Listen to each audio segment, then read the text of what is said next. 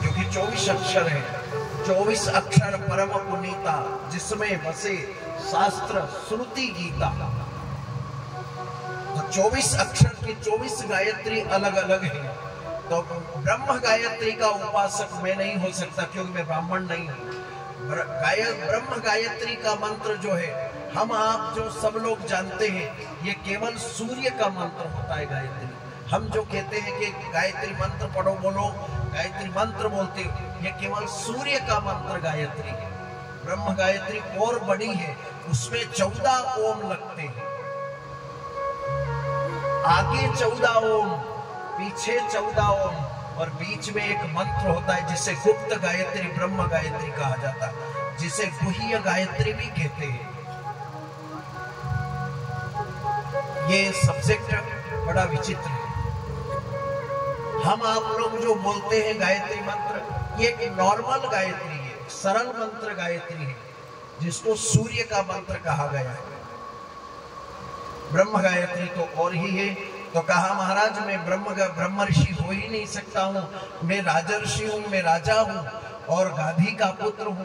कहा महाराज मैं तुम्हें वरदान देता हूँ, तुम्हें कोई नहीं रोके और टोकेगा, तुम जात कर्म संस्कार करवाओ।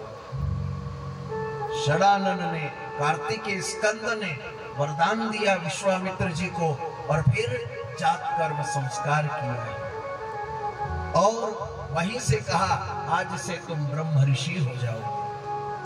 ब्रह्म गायत्री का जाप बताया, और गायत्री का जाप बता करके वह बालक 12 वर्ष तक तप किया ओमकार का, और तप करके कालंजर पर्वत के ऊपर और बड़े प्रेम नामकरण संस्कार किया है। और नामकरण संस्कार और जात कर्म संस्कार करवाने के बाद में बड़े प्रेम से उधर वेदाध्ययन करवाया, और उस बालक को यज्ञोपवीत जमोई पहनाई ब्रह्म बन करके। मगर जब तक क्षत्रिय थे, किसी को भी ब्राह्मण का अन्न और कण खाने का अधिकार नहीं है। और जिसमें से गायत्री का जापक जो ब्राह्मण है, उसका कण अगर एक राई की दाल, राई होती ना, राई की दाल यानी सरसों, काली सरसों और पीली सरसों, उसकी दाल भी होती है। पीली सरसों काली सरसों की दाल होती है। दाल इतना भी ब्राह्मण का अंश अगर कुछ खा लो तो 71 पीढ़ी पर्यंत या 71 जन्म पर्यंत भोगना ही भोगना पड़ता है। इतना कठिन है ब्राह्मण का कण खाना। लोहे को पचा सकते हो, सोने को पचा सकते हो, धरती को पचा सकते हो, मगर ब्राह्मण, उसमें भी जो गायत्री उपासक है, जो गायत्री का जाप करने वाला सच्चा ब्रह्मनिष्ठ ब्राह्मण है, वो जो ब्राह्मण का खाता है, ब्राह्मण का चढ़ा हुआ, ब्राह्मण का लिया हुआ, ब्राह्मण को सौंपा हुआ, ब्राह्मण को दिया हुआ, यदि जो ग्रहण करता है वो किसी जन्म में भी पार नहीं पा सकता है, केवल मन मीठा कर सकता है। ये विशेषता होती है ब्राह्मण का खाना। ये मैं नहीं कह रहा हूं, आज की कथा में स्पष्ट लिखा हुआ है, पेज नंबर 307 और रुद्र संहिता के अंदर 4th अध्याय के अंदर प्रमाणित के रहा, और पोथी खोल करके बैठा।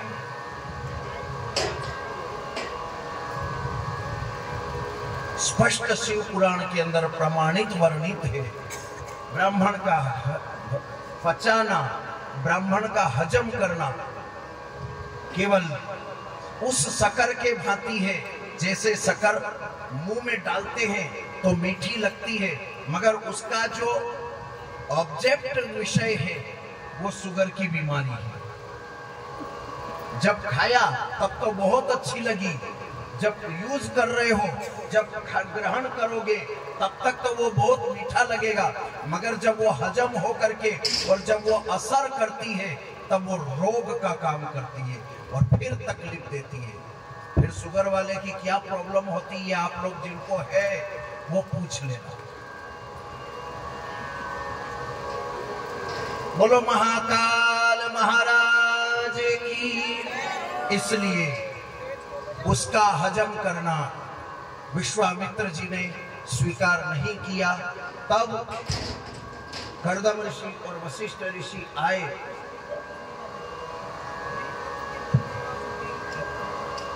कर्दम ऋषि और वशिष्ठ ऋषि आए और आकर के कहते हैं, हे ऋषियों, इसका नाम संस्कार, नाम गुणानुवादन और नामकरण संस्कार किया गया।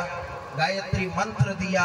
वशिष्ठ ऋषि ने बालक को जनोई दी और जनोई दे करके, जनेऊ होता है ना, समझ रहे हो, ये ब्राह्मण पहनते हैं धागा ऐसा, अंदर जो धारण किए हुए होते हैं। यह यज्ञोपवीत सूत्र दिया है और सूत्र दे करके वेदाध्याय करवाया और वेदाध्ययन करवाने के बाद में उसको ददौ ब्रह्मा कमंडलुम, ब्रह्मा जी ने कमंडल दिया। कालपाश सूत्र दिया है और पृथ्वी माता ने आसन दिया और वायुसेन दिया है। वायव्य ने वायुसेन दिया, यानी मोर का वाहन कार्तिक स्वामी को, और पशुपातास्त्र दिया शिव ने। आगे आगे सभी देवगणों ने प्रार्थना करी, विनती करी है और प्रार्थना विनती करके और तारक नामक दैत्य के लिए युद्ध के लिए तैयार हुए और युद्ध करने के लिए कार्तिक स्वामी चले। बोलो स्कंद महाराज की, श्री सच्चिदानंद भगवान की जय। घमासान युद्ध हुआ है। भयंकर युद्ध करते करते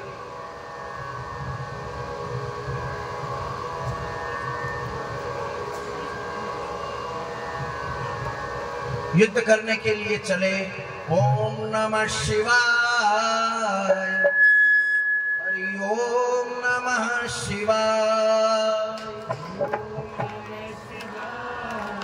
हरि ओम नमः शिवाय, ओम नमः शिवाय, हरि ओम नमः शिवाय, ओम नमः शिवाय, हरि ओम नमः शिवाय, ओम नमः शिवाय, हरि ओम नमः शिवाय, नमः शिवाय, ओम नमः शिवाय, हरि हरि ओम नमः शिवाय, नमः शिवाय, ओम नमः शिवाय, हरि हरि बोल नमः शिवाय, नमः शिवाय, ओम नमः शिवाय।